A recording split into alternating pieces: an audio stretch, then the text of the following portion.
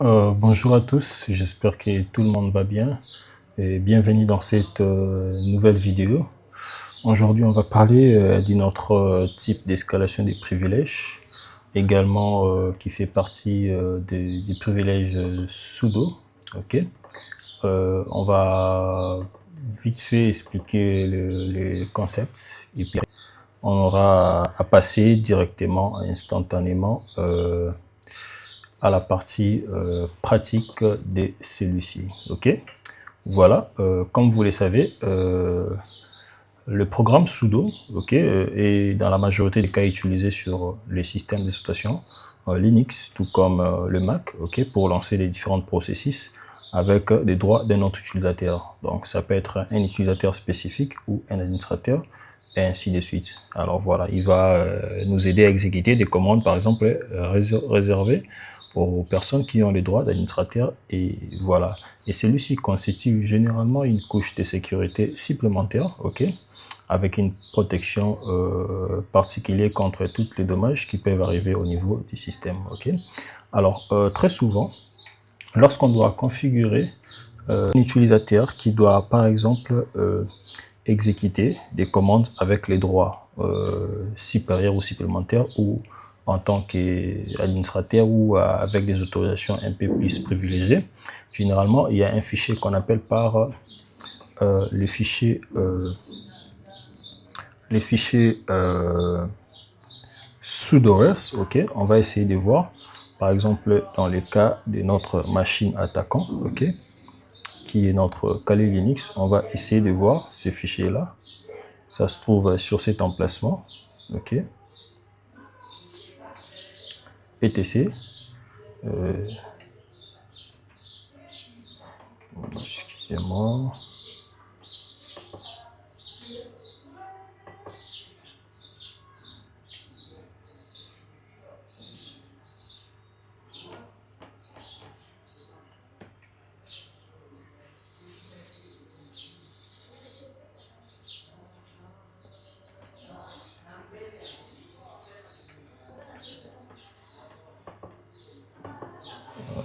Il y a un petit plantage au niveau du système.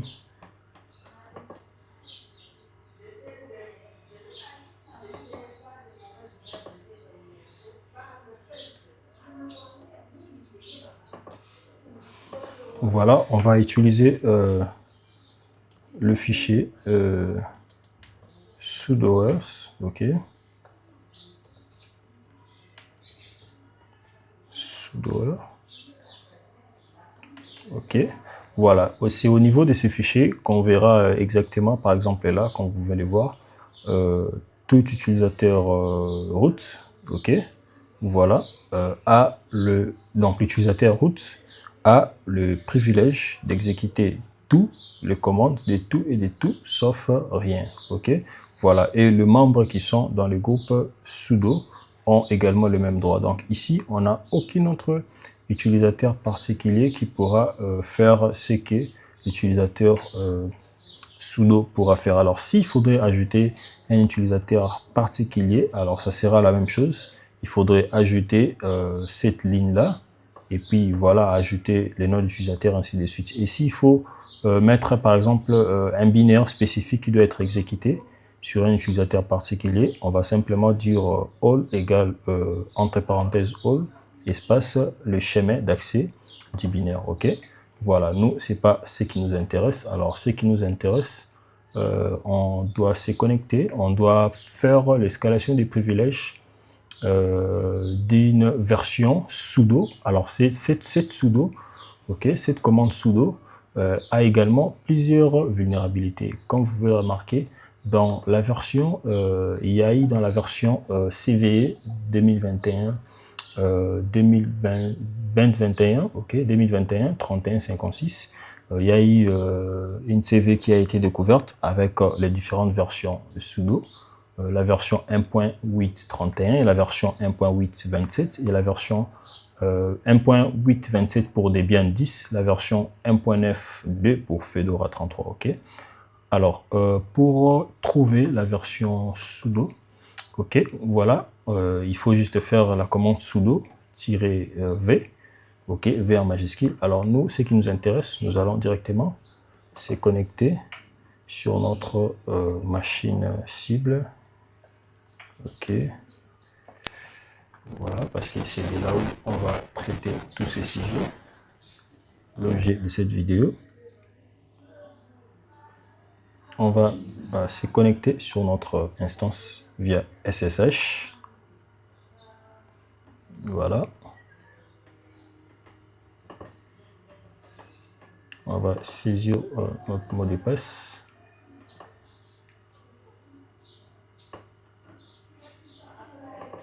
On va saisir notre mot de passe. Je vais le récupérer sur ma note. Voilà, on est connecté. Au-delà de ça, on va remarquer que le shell qu'on a récupéré ici n'est pas aussi très stable que ça. Quand vous voyez un shell pareil, donc on va voir si la machine cible exécute Python avec la commande which Python 3. Voilà. Alors qu'est-ce qu'on va faire? On va lui dire simplement de nous donner un shell plus stable en Python 3. Et voilà, on va faire le input, on va importer le paramètre PTI, voilà, point virgule, PTI, point spawn, entrée parenthèse, voilà, désolé. On va pousser pour charger le bin bash, le shell. OK.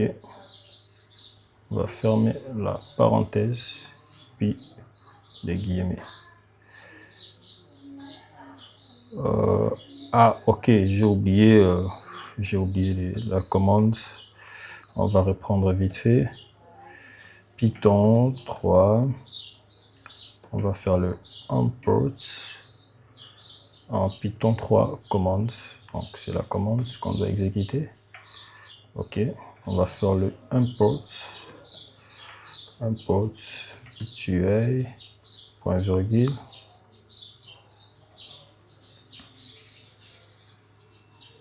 OK, PTI,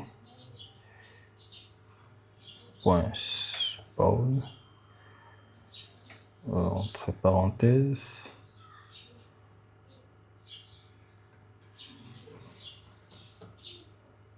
bin slash bash. On va fermer la parenthèse qui émet. Voilà, on a notre shell le plus stable qui est là. Alors, on va faire la commande, c'est sudo, OK? C'est sudo -v ou carrément sudo des fois version.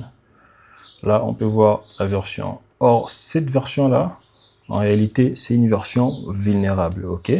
Mais au-delà de ça, on peut toujours vérifier quels sont les droits que nous avons, nous, en tant qu'utilisateurs, dans le système. Alors là, on va utiliser la commande, comme vous le savez, la commande sudo-l, suivi de notre mot de passe à nous, pour voir si l'administrateur ou l'utilisateur sudo nous a été octroyé quelques droits, OK, d'administrateur. Voilà, comme on peut le voir ici, on nous dit que l'utilisateur, OK, nous peuvent exécuter, OK.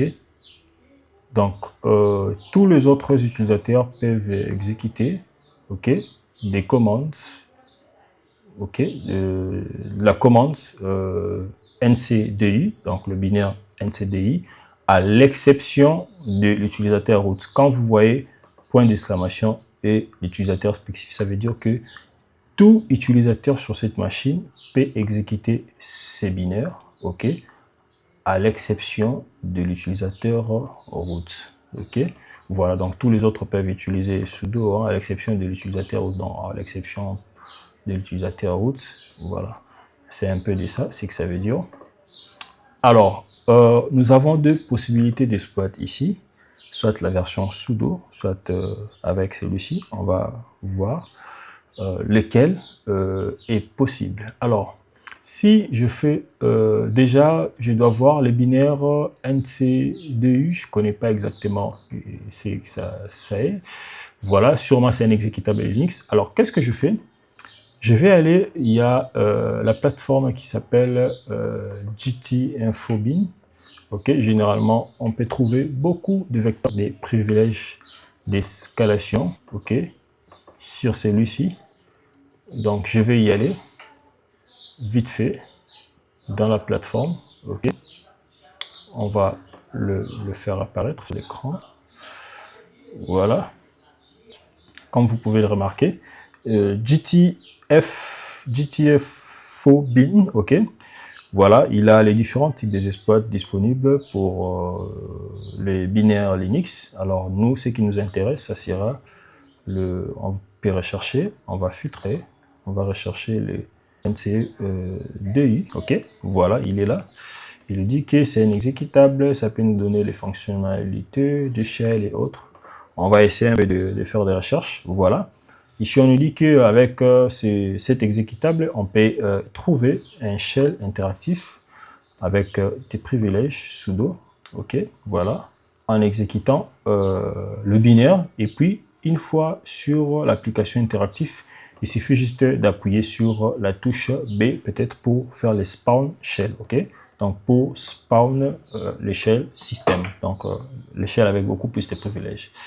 Voilà, c'est ce qu'on va aller essayer, ok.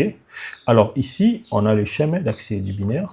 Alors, après avoir fait des recherches, on nous dit que par rapport aux privilèges qui nous ont été enlevés, donc disons, on peut tout exécuter, sauf, on ne peut pas exécuter en tant que sudo. Alors, il y a un type de contournement.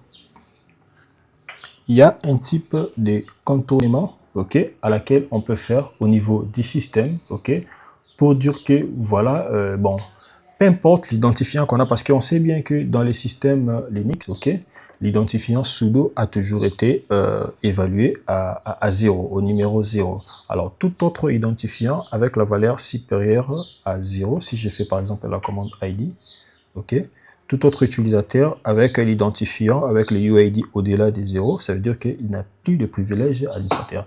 Alors, cette escalation des privilèges, ok, ça va nous permettre de contourner cette logique-là. On va juste dire au système, moi, j'ai un identifiant négatif. Ça veut dire que je peux mettre -1, -2, -3, ok, pour simplement détromper cette logique-là du sudo. Cela veut dire que ça va entraîner les traitements comme étant un identifiant, ok, négatif qui est de moins d'un chiffre supérieur, ok. Alors c'est ce que le privilège root en réalité va posséder. Alors pour le faire, c'est simple, il suffit juste, nous on sait qu'on doit exécuter cet exécutable là avec les informations qu'on a obtenues à gtfibinfo, ok. On va simplement dire sudo, ok. On va simplement dire ok, sudo, ok, sudo user, ok, pour contourner voilà, c'est cette logique là avec le caractère dièse -1 espace, ok. Le binaire, l'exécutable, voilà, c'est l'exécutable NC2I, ok, espace, via la racine. Donc, c'est-à-dire le privilège à laquelle on va exécuter cet exécutable quand on va spawn l'échelle à l'intérieur du binaire, de l'interaction du binaire NC2I. On va simplement appuyer sur B. Alors, on va essayer d'accéder. Voilà. Il va scanner toutes les informations, les dossiers relatifs à la racine. Et il suffit juste d'appuyer sur B. Voilà. On vient de faire quoi? On vient de spawn l'échelle en tant que root. Comme vous pouvez le voir, voilà. On est maintenant root sur la machine en question. Voilà, comme vous pouvez le remarquer, à quel point c'est très dangereux ce genre de manipulation ou ce genre de privilèges. Lorsque vous l'accordez à un système, il faudrait bien voir est-ce que c'est nécessaire d'accorder ces privilèges-là à cet utilisateur-là. Est-ce que cet utilisateur-là aura pas des mauvaises intentions de nuire à notre système ou pas. Ok, il est important en tant qu'administrateur système d'octroyer des droits sur votre système en production. Bon, la lenteur c'est dû à ma connexion que j'utilise. Je pense que cette vidéo vous a été utile. Alors, comme je vous l'ai dit, je vous le rappelle encore, lorsque je poste des vidéos dans ma communauté, c'est dans le cadre éducatif, c'est pas dans l'objectif d'aller nuire au système. Et prenez bien note. Et je vous dis merci et à bientôt.